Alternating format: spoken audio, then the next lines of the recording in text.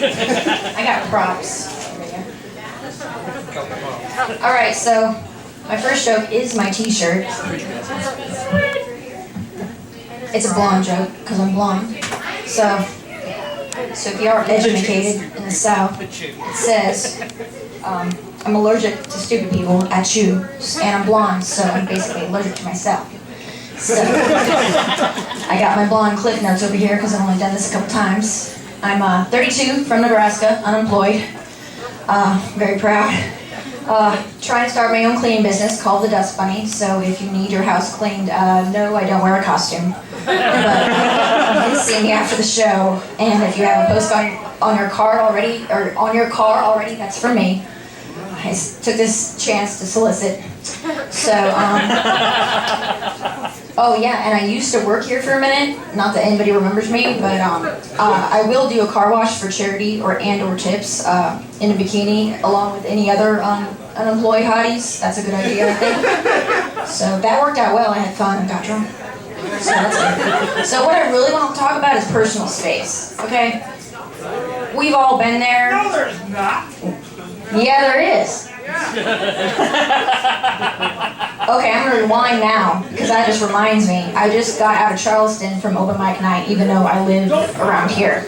I would just happen to be up there to see a friend, and there was open mic night, yada yada. So, I don't know if, Scott, you've heard yet about how the show went, but there was a heckler in the audience, and he just wouldn't shut up, drunk and belligerent and not funny. Like, there's always that one person that shouts out to the comedian that thinks he's funny, and everyone's like, shut the fuck up, we don't like you. But, you know, some comedians can take that feedback and just, you know, dish shit right back out. There we go. So, you know, stuff like that, you know, I'm not really prepared for, but I'm trying to deal with it, even though I haven't had a shot yet, because I can't afford it. But, if you're willing to buy me one, if I'm funny, anything with vodka. Just vodka. Svedka. Yeah, I'm Swedish. But, so, this might be a little gross, and yeah, take away from the hot chick effect. You might think I'm not so hot after I told you this story.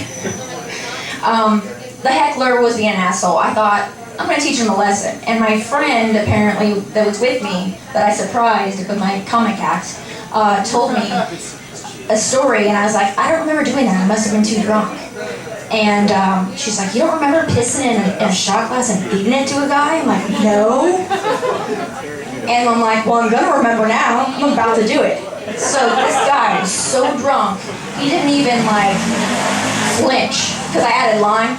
And I was like, here's a hot toddy. I'm sorry for telling you to shut the fuck up, but that was like my third time on stage up there, and I didn't want you to ruin my shit. He's like, no problem. I'm like, cheers. And I had a Red Bull in my shot glass. So eventually the whole bar, like, was...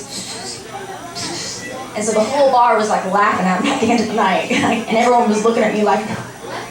So, yeah. So, am I still hot after that joke, or...? Yeah!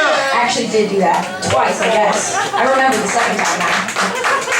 So the guy left, and I was like, I still want to take him outside and ask him to make out with me just so he'd leave, but I don't want to make out with my own piss, so it's gross. So, personal space, yes, back to that. So, alright, you're in a grocery line, or a dollar store in my case. Okay, we're not in New York, folks. It is still Lynn or Savannah. It's not quite a big city. Everyone can be spread out, I would say.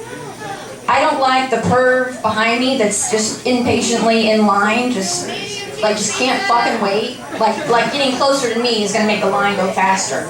Or just because I'm a hot chick, like, I think I'm hot enough anyway. The perv, you ever get the sniff and you hear it? See, that just gives me permission to fart. Get the fuck off, step the fuck back.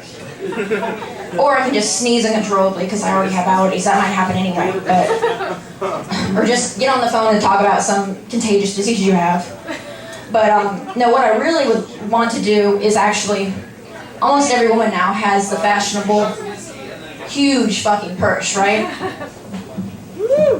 So, you just do this number because, you know, our shoulders already hurt from our fucking persons being filled with our kitchen sink. So we just do this number, and if he's too close, he just gets an elbow right in the face. Oh, I'm sorry, I didn't know you were so close. Sorry, sir. Oh, you're bleeding, I'm sorry. You better go get take care of that. Yeah, I'll save your place in line. Yeah, to teach them a lesson, so that works good. What else? I told the pea story, okay.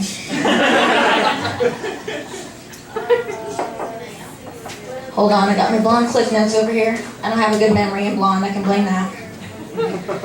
Oh, things women do behind the wheel. Not that some of us women don't already know this. So obviously, apply makeup, remove makeup, do our hair, text, shop online, talk on the phone, and swerve. Smoke, roll joints, change clothes, Kegels,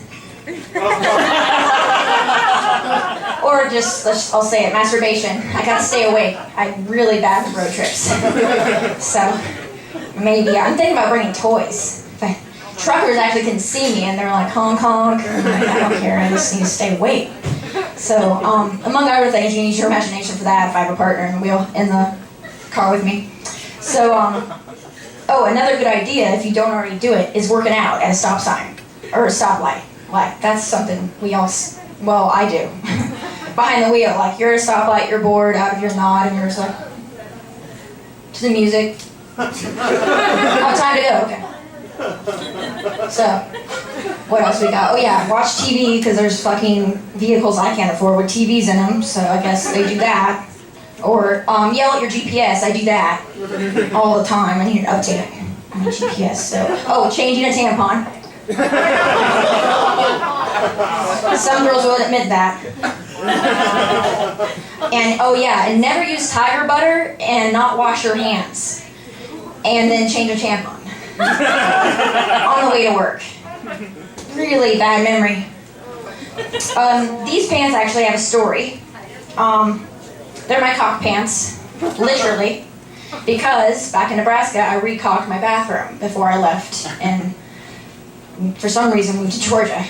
Recocked my bathroom and everyone's just like, those are cool jeans. Do you buy those? I'm like, no, actually made them out of cock. There's cock all over my pants right now. Ladies and gentlemen, there really is. All this is cock and paint, because I helped my uncle paint for a while there too.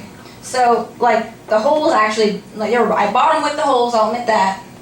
But after that, it's all fair game, and I was like, oh, cool. Actually stylish. I'm, like, thinking of marketing, but, like, I'd have to call them something like used hot chick cock pants. Because no one's going to buy used pants. But maybe if you say, hey, she warm. I don't know. Yeah. Shot.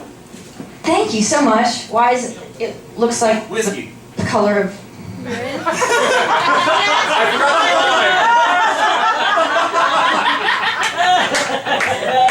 Thanks.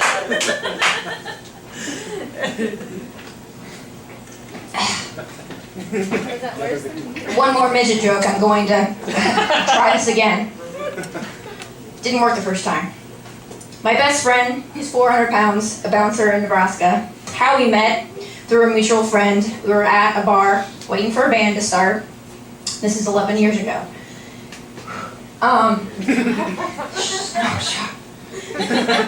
Sometimes my nipples get instantly hard when I take a shot.